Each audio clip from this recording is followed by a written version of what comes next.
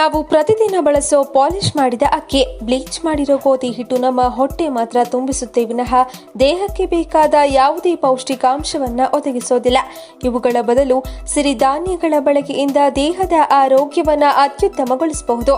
ಹೌದು, ಸಿರಿಧಾನ್ಯಗಳಲ್ಲಿ ಅತಿ ಹೆಚ್ಚಿನ ಪ್ರಮಾಣದಲ್ಲಿ ಪೌಷ್ಟಿಕ ಸತ್ವಗಳಾದ ಮೆಗ್ನೀಷಿಯಂ, ತಾಮ್ರ, ಫಾಸ್ಫರಸ್ ಮತ್ತು ಮ್ಯಾಂಗನೀಸ್ ಅಂಶಗಳು ಸೇರಿವೆ. ದೇಹದ ಮೇಲೆ ವ್ಯತಿರಿಕ್ತ ಪರಿಣಾಮ ಬೀರೋ ಗೋಧಿಯಲ್ಲಿನ ಗ್ಲುಟೆನ್ ಅಂಶ ಇರೋದಿಲ್ಲ. ಹೀಗಾಗಿ ಮಧುಮೇಹಿಗಳ ಪಾಲಿಗೆ ಇದು ಒಂದು ಉತ್ತಮ ಆಹಾರವಾಗಬಲ್ಲದು. ಸಿರಿಧಾನ್ಯಗಳಲ್ಲಿನ ಅಂಶಗಳು ಮನುಷ್ಯನ ಆರೋಗ್ಯವನ್ನ ಸಮತೋಲನದಲ್ಲಿಟ್ಟು ಹೃದಯದ ಸಮಸ್ಯೆಗಳು ಮಾತ್ರವಲ್ಲದೆ ಮಾರಕ ಕಾಯಿಲೆಗಳು ಬಾರದಂತೆ ತಡೆಯುತ್ತವೆ. ನಾವು ಪ್ರತಿದಿನ ಸೇವಿಸುವ ಆಹಾರ ಪದಾರ್ಥಗಳಿಗೆ ಹೋಲಿಸಿದ್ರೆ ಸಿರಿಧಾನ್ಯಗಳಲ್ಲಿ ಬಹುತೇಕ ಎಲ್ಲ ಪೌಷ್ಟಿಕಾಂಶಗಳಿರುತ್ತವೆ. ಇನ್ನು ತೂಕ ಇಳಿಸೋಕೆ ಬಯಸುವವರಿಗೆ ಈ ಸಿರಿಧಾನ್ಯಗಳು ಬೆಸ್ಟ್ ಔಷಧವಾಗಿಯೇ ಕೆಲಸ ಮಾಡುತ್ತೆ. ದೇಹಕ್ಕೆ ಹೆಚ್ಚಿನ ಕ್ಯಾಲೋರಿ ಅಂಶಗಳು ಸೇರುತ್ತಾ ಹೋದ್ರೆ ಆತನ ದೇಹದ ತೂಕ ಕೂಡ ಗಣನೀಯವಾಗಿ ಹೆಚ್ಚುತ್ತದೆ. ಹೀಗಾಗಿ ನಾವು ಸೇವಿಸುವ ಆಹಾರದಲ್ಲಿ ಕ್ಯಾಲೋರಿಗಳು ಕಡಿಮೆ ಇರಬೇಕು. ಕೇವಲ ಸ್ವಲ್ಪ ಪ್ರಮಾಣದ ಸಿರಿಧಾನ್ಯಗಳ ಸೇವನೆಯಿಂದ ಹೊಟ್ಟೆ ತುಂಬಿದಾಗುತ್ತದೆ. ಸಾಮಾನ್ಯ ಆಹಾರಗಳಾದ ಅನ್ನ ಮತ್ತು ಚಪಾತಿಗಳು ಬಹು ಬೇಗನೆ ಜೀರ್ಣವಾಗಿ ಕೆಲವೇ ಗಂಟೆಗಳಲ್ಲಿ ಮತ್ತೊಮ್ಮೆ ಹಸಿವಾಗುತ್ತದೆ ಮತ್ತೆ ಏನನ್ನಾದ್ರೂ ತಿನ್ಬೇಕೆಂಬ ಬಯಕೆ ಮಾಡುತ್ತವೆ. ಇದರಿಂದ ಪ್ರತಿದಿನದ ನಮ್ಮ ಆಹಾರ ಪದ್ಧತಿಯ ಸಮತೋಲನ ಕೈ ತಪ್ಪುತ್ತದೆ. ಇದು ಜೀರ್ಣ ಪ್ರಕ್ರಿಯೆಯಲ್ಲಿ ವ್ಯತ್ಯಾಸವಾಗಿ ಆರೋಗ್ಯಕ್ಕಿಂತ ಅನಾರೋಗ್ಯವೇ ಹೆಚ್ಚಾಗುತ್ತದೆ. ಇನ್ನು ಸಿರಿಧಾನ್ಯಗಳ ಸೇವನೆಯಿಂದ ಜೀರ್ಣ ಪ್ರಕ್ರಿಯೆ ನಿಧಾನವಾಗಿ ಹೊಟ್ಟೆ ಹಸಿವು ಇಲ್ಲದಂತಾಗಿ ಸರಿಯಾದ ಸಮಯಕ್ಕೆ ಆಹಾರ ತಿನ್ನುವ ಅಭ್ಯಾಸ ರೂಢಿಯಾಗುತ್ತದೆ. ಹಸಿವು ಕೂಡ ನೀಗಿದಂತಾಗಿ ದೇಹದಲ್ಲಿ ಶಕ್ತಿ ಪೂರೈಸುತ್ತೆ. ಸಿರಿಧಾನ್ಯಗಳಲ್ಲಿ ಕೊಬ್ಬಿನಾಂಶವೇ ಇಲ್ಲದಿರೋದ್ರಿಂದ ಮತ್ತೆ ತೂಕ ಹೆಚ್ಚಾಗೋ ಚಿಂತೆಯೇ ಇರೋದಿಲ್ಲ. ಪ್ರೋಟೀನ್ ಅಂಶದ ಕೊರತೆಯಿಂದಾಗಿ ದೇಹದಲ್ಲಿ ರೋಗ ನಿರೋಧಕ ಶಕ್ತಿ ಕುಗ್ಗುತ್ತೆ. ಹೀಗಾಗಿ ಆಗಾಗ್ಗೆ ಆರೋಗ್ಯ ಹದಗೆಡುತ್ತಾ ನಾನಾ ರೋಗಗಳು ಆವರಿಸುವ ಸಾಧ್ಯತೆ ಹೆಚ್ಚು. ಇನ್ನು ಸಿರಿಧಾನ್ಯಗಳ ಸೇವನೆ ರೋಗ ನಿರೋಧಕ ಶಕ್ತಿಯನ್ನ ಹೆಚ್ಚಿಸುತ್ತದೆ. ಪ್ರೋಟೀನ್ನ ಆಗಾರವೆಂದೇ ಕರೆಸಿಕೊಳ್ಳೋ ಸಿರಿಧಾನ್ಯಗಳ ನಿಯಮಿತ ಸೇವನೆ ರೋಗ ನಿರೋಧಕ ಶಕ್ತಿಯನ್ನ ಹೆಚ್ಚಿಸಿ ಎಂತಹ ಮಾರಕ ಕಾಯಿಲೆಯ ವಿರುದ್ಧ ಹೋರಾಡುವಂತಹ ಶಕ್ತಿ ನೀಡುತ್ತೆ. ಮಧುಮೇಹಿಗಳಿಗೆ ಆಹಾರವೇ ವಿಷವಾಗುವ ಸಾಧ್ಯತೆ ಹೆಚ್ಚು. ಹೀಗಾಗಿ ಮಧುಮೇಹಿಗಳು ತಮ್ಮ ಆಹಾರ ಪದ್ಧತಿಯಲ್ಲಿ ಅತ್ಯಂತ ಎಚ್ಚರವನ್ನು ವಹಿಸಬೇಕು. ಆಹಾರದಲ್ಲಿ ಸ್ವಲ್ಪ ವ್ಯತ್ಯಾಸವಾದರೂ ಸಕ್ಕರೆ ಅಂಶ ಹೆಚ್ಚಾಗಿ ನಾನಾ ಸಮಸ್ಯೆ ಕಾಡುತ್ತವೆ.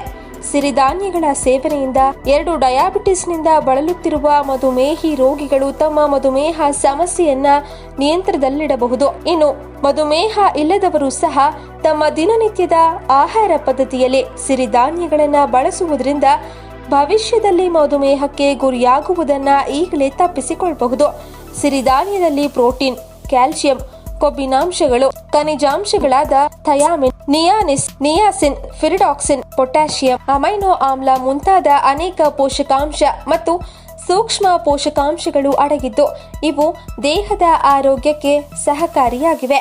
ಸಿರಿಧಾನ್ಯ ನರಮಂಡಲಕ್ಕೆ ಪ್ರಯೋಜನಕಾರಿಯಾಗಿದ್ದು ಸಿರಿಧಾನ್ಯಗಳಲ್ಲಿ ಲೆಸಿಥಿನ್ ಅಂಶ ಇರೋದ್ರಿಂದ ಇದು ರಕ್ತನಾಳಗಳನ್ನ ಶುದ್ಧಿ ಮಾಡುವುದರ ಜೊತೆಗೆ ಬಲಪಡಿಸುವಲ್ಲಿ ಸಹಕಾರಿಯಾಗಿದೆ. ಇದರಲ್ಲಿನ ನಾರಿನಾಂಶ ಮಲಬದ್ಧತೆಗೆ ರಾಮಬಾಣದಂತೆ ಕೆಲಸ ಮಾಡುತ್ತದೆ. ಇದು ರಕ್ತಕ್ಕೆ ಸಕ್ಕರೆ ಪ್ರಮಾಣವನ್ನ ನಿಧಾನವಾಗಿ ನೀಡುತ್ತದೆ. ಇದರಿಂದಾಗಿ ಮಧುಮೇಹ ನಿಯಂತ್ರಣಕ್ಕೆ ಬರುತ್ತದೆ. ರಕ್ತದೊತ್ತಡ ಕಡಿಮೆಯಾಗುತ್ತದೆ. ಪಿತ್ತಕಲ್ಲು ಮತ್ತು ಕಿಡ್ನಿ ಕಲ್ಲುಗಳು ಏರ್ಪಡದಂತೆ ತಡೆಯುತ್ತದೆ ಮತ್ತು ಪಿತ್ತರಸದ ಅತಿಯಾದ ಸ್ರವಿಸುವಿಕೆಯನ್ನ ಕಡಿಮೆ ಮಾಡುತ್ತದೆ. ಕೆಟ್ಟ ಕೊಲೆಸ್ಟ್ರಾಲ್ ಕಡಿಮೆ ಮಾಡಿ ಒಳ್ಳೆಯ ಕೊಲೆಸ್ಟ್ರಾಲ್ ಮಟ್ಟವನ್ನು ಹೆಚ್ಚಿಸುತ್ತದೆ. ರಕ್ತಹೀನತೆ ಮತ್ತು ಜಠರದ ಹುಣ್ಣು, ದೊಡ್ಡ ಕರುಳಿನ ಕ್ಯಾನ್ಸರ್ನಂತಹ ಅಪಾಯಗಳನ್ನು ತಡೆಗಟ್ಟುತ್ತದೆ. ದೇಹದ ತೂಕ ಕಡಿಮೆ ಮಾಡಿಕೊಳ್ಳಲು ಇದು ಸಹಕಾರಿಯಾಗಿದೆ. ಸಿರಿಧಾನ್ಯಗಳಲ್ಲಿ ಅಡಕವಾಗಿರುವ ಆರೋಗ್ಯಕರ ಅಂಶ ಮೊದಲೇ ಹೇಳಿದಂತೆ ಸಿರಿಧಾನ್ಯಗಳು ಹಲವಾರು ಪೋಷಕಾಂಶಗಳಿಂದ ಸದ್ಭರಿತವಾಗಿದೆ. ವಿಟಮಿನ್, ಪ್ರೋಟೀನ್, ಕ್ಯಾಲ್ಸಿಯಂ, ಕಬ್ಬಿಣ, ನಾರು ಸೇರಿ ಆರೋಗ್ಯವಂತ ಮನುಷ್ಯನಿಗೆ ಅಗತ್ಯವಿರುವ ಎಲ್ಲಾ ರೀತಿಯ ಪೋಷಕಾಂಶಗಳನ್ನ ಕೇವಲ ಒಂದೇ ಬಗೆಯ ಸಿರಿಧಾನ್ಯ ಒದಗಿಸಬಲ್ಲದು ಎಂದ್ರೆ ನಿಮಗೆ ಅಚ್ಚರಿಯಾಗಬಹುದು. ಇವಾಗ 4 kg ಲಾಸ್ ಆಗಿದ್ದೀನಿ. 59 ಇದ್ದೆ. 54 ಇದ್ದೀನಿ. 170. ತಿಂಡಿ ತಿಂದ ಮೇಲೆ 280, 285, 290 ಇತ್ತು. ಈ ಜಯದೇವ್ ಹಾಸ್ಪಿಟ್ಲಲ್ಲಿ ನನಗೆ ಪೂರ್ತಿ ಶುಗರ್ ಮಾತ್ರ ಯೂಸ್ ಮಾಡಲೇಬೇಕು. ಅಲ್ಲಿಂದ ಏನು ಮಾಡಿದೆ, ನಾನು ಶುಗರ್ ಮಾತ್ರ ಯೂಸ್ ಮಾಡಲಿಲ್ಲ. ಹಾಗಾಗಿ ಪೂರ್ವ ನಾನು ಏನು ಮಾಡಿದೆ, ಕಂಪ್ನಿಗೆ ಕಾಂಟ್ಯಾಕ್ಟ್ ಮಾಡಿ ಕೇಳಿ ತೊಗೊಂಡೆ. ಹೆಚ್ಚು ಕಮ್ಮಿ 6 ಮಂತ್ಸಿಂದ ಯೂಸ್ ಮಾಡಿದ್ಮೇಲೆ ಇವಾಗ ನೋಡಿ 161 ಇದೆ. ತಿಂಡಿ ಮಾಡಿ 161, ಖಾಲಿ ಹೊಟ್ಟೆ 120.5. ಹಾಂ, ಬಾಗೂರು, ಚನ್ನಪಟ್ಟಣ ತಾಲೂಕು, ಹಾಸನ ಜಿಲ್ಲೆ. ಏನು ಶುಗರ್ ಟ್ಯಾಬ್ಲೆಟ್ ಯೂಸ್ ಮಾಡ್ತಾರೆ? ನಾನೇನು ಮಾಡಿದೆ, ನಾನು ತೊಗೊಳ್ಬೇಕು ಅಂದ್ರೆ ಅವರು ನಾನೇನು ಮಾಡಿದೆ, ಚಾಲೆಂಜೇ ತೊಗೊಳ್ಳೋದು. ನಾನು ಶುಗರ್ ಮಾಡಿಗೆ ಅಡಿಟ್ ಆದರೆ ಇನ್ನು ಲೈಫ್ ಟೈಮ್ ನುಗ್ಬೇಕಲ್ಲ ಅಂತ ನಾನೇನು ಮಾಡಿದೆ, ಈಗ ಪರವಾಗಿಲ್ಲ. ಹಾಂ, ಅದು ಮಾತ್ರಲ್ಲೇ ಬರುತ್ತೆ ಶುಗರ್. ಅಲ್ಲಲ್ಲ, ಶುಗರ್ ಮಾತ್ರ ಇದರಲ್ಲಿ ಜಯದೇವ್ ಹಾಸ್ಪಿಟಲ್ ಟ್ಯಾಬ್ಲೆಟ್ ಕೊಡ್ತಾರಲ್ಲ, ಟ್ಯಾಬ್ಲೆಟಲ್ಲಿ ಶುಗರ್ ಉತ್ಪಾದನೆ ಆಗುತ್ತೆ. ಹಾಗಾಗಿ ಎಲ್ಲಿಂದ ಮಾತಾಡ್ತಿದ್ದೀರಾ? ನೀವೇನು ವರ್ಕ್ ಮಾಡ್ತಾ ಇದ್ದೀರಾ? ಟೀಚರಾಗಿ ವರ್ಕ್ ಮಾಡ್ತಾ ಇದ್ದೀರಾ? ಪರವಾಗಿ ಯೂಸ್ ಮಾಡ್ತಾ ಇದ್ದೀರಾ ಮೇಡಮ್? ಎಷ್ಟು ದಿನದಿಂದ ಯೂಸ್ ಮಾಡ್ತೀರಾ ಮೇಡಮ್? ಹಾಂ, ಹಾಂ ಮೇಡಮ್. ಸ್ವಲ್ಪ ವೇಟ್ ಲಾಸ್ ಆಗಿದ್ದೀನಿ. ಸ್ವಲ್ಪ ಗ್ಯಾಸ್ಟ್ರಿಕ್ ಪ್ರಾಬ್ಲಮ್ಸ್, ಆಮೇಲೆ ಮೆನ್ಸಸ್ ಪ್ರಾಬ್ಲಮ್ಸ್ ಎಲ್ಲ ಇತ್ತು. ಸೊ ಅದು ಯೂಸ್ ಮಾಡೋದ್ರಿಂದ ಒಂದು ಮೆನ್ಸಸ್ ಪ್ರಾಬ್ಲಮ್ ಸರಿ ಹೋಗಿದೆ, ಗ್ಯಾಸ್ಟ್ರಿಕ್ ಪ್ರಾಬ್ಲಮ್ ಸರಿ ಹೋಗಿದೆ. ಸ್ವಲ್ಪ ವೇಟ್ ಲಾಸ್ ಆಗಿದ್ದೀನಿ. 69 ಏನೋ ಇದೆ. ಸೊ ಈಗ 65, 64ಗೆ ಬಂದಿದ್ದೀನಿ. ಎಸ್ ರಾಜಶೇಖರಯ್ಯ ಅಂತ, ನಿವೃತ್ತ ಕೃಷಿ ಅಧಿಕಾರಿ. ಈಗ ನಾನು ಒಪ್ಕೊಂತೀನಿ. ಈಗ ಎಲ್ಲ ಮಿಲೆಟ್ಸ್ ಅಂದರೆ ಈ ಸಿರಿಧಾನ್ಯಗಳನ್ನ ಹಾಕಿ ತಯಾರು ಮಾಡಿದ್ದಾರೆ. ಇದನ್ನು ಯಾವುದೇ ರಾಸಾಯನಿಕಗಳನ್ನ ಬಳಕೆ ಮಾಡದಲ್ಲೇ ಬೆಳೆದಿರೋಂಥ ಧಾನ್ಯಗಳಿವು. ಅದರಿಂದ ನೀವು ಈ ಪರ್ವಾನ ಪ್ರಾಡಕ್ಟನ್ನು ಬಿಡುಗಡೆ ಮಾಡಿ ಇವತ್ತು ಜನಗಳಿಗೆ ಅದನ್ನು ಉಪಯೋಗ ಆಗೋದ ರೀತಿಯಲ್ಲಿ ಅದನ್ನು ಹೆಚ್ಚಿನದಾಗಿ ಪ್ರಚಾರನೂ ಸಹ ಮಾಡ್ತಾ ಇದೆ. ಜನ ಅಲ್ಲ ಈಗಾಗಲೇ ಬಳಕೆ ಮಾಡ್ಕೊತಾ ಇದ್ದಾರೆ. ಆಮೇಲೆ ಈ ಕೆಲವ್ರು ಗುಣನೂ ಕಾಣ್ತಾ ಇದ್ದಾರೆ ಈಗಾಗಲೇ. ಇದನ್ನು ಬಳಕೆ ಮಾಡಿ ಇವತ್ತು ಶುಗರು, BP, ಆಮೇಲೆ ಮೂಲತಃ ಅಂದರೆ ಕ್ಯಾನ್ಸರ್ ಪ್ರಾರಂಭ ಹಂತದಲ್ಲೇ ಇದನ್ನು ಉಪಯೋಗ ಶುರು ಮಾಡಿದ್ರೆ ಕ್ಯಾನ್ಸರ್ ಸಹ ಗುಣ ಆಗುತ್ತೆ ಅಂತ ಇದರಲ್ಲಿ ಹೇಳ್ತಾ ಇದ್ದಾರೆ. ಅದರಿಂದ ಇದ್ರ ಜೊತೆಗೆ ಸಿರಿಧಾನ್ಯಗಳ ಜೊತೆಗೆ ಇತರೆ ಸಸ್ಯಗಳನ್ನು ಸಹ ಸೇರಿಸಿದೆ ಇದಕ್ಕೆ.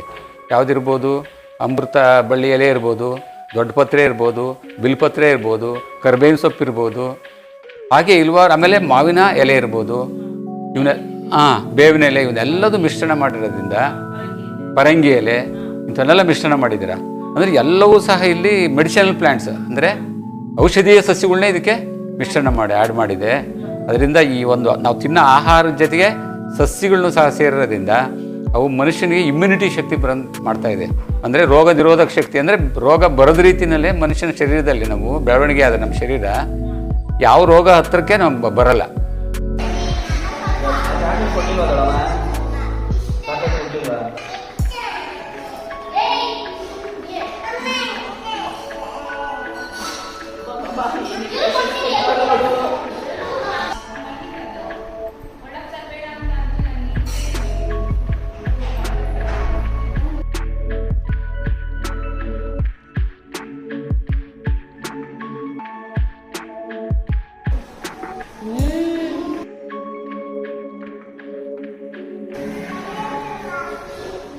ಅದು